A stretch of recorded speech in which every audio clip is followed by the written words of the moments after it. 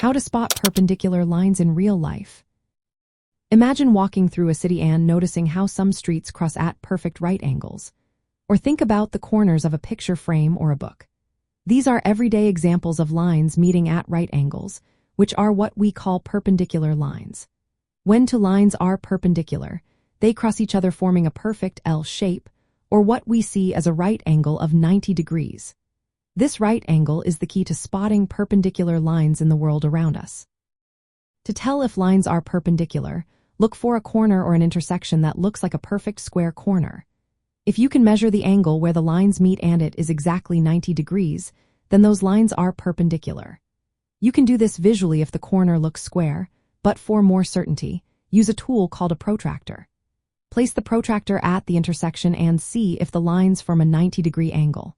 If they do, you have found perpendicular lines. Now, many objects in our daily environment have perpendicular lines.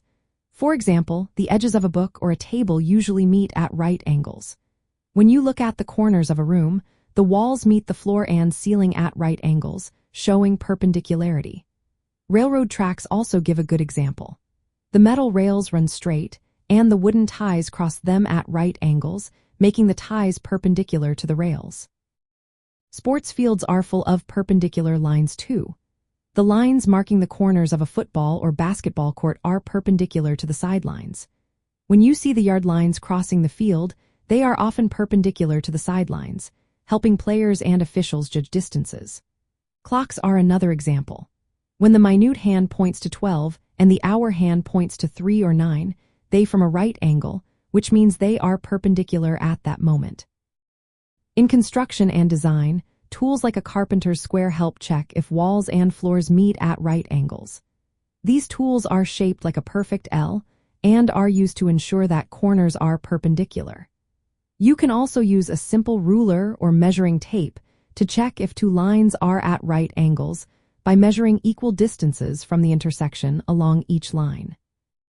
In algebra and graphing, perpendicular lines have a special relationship.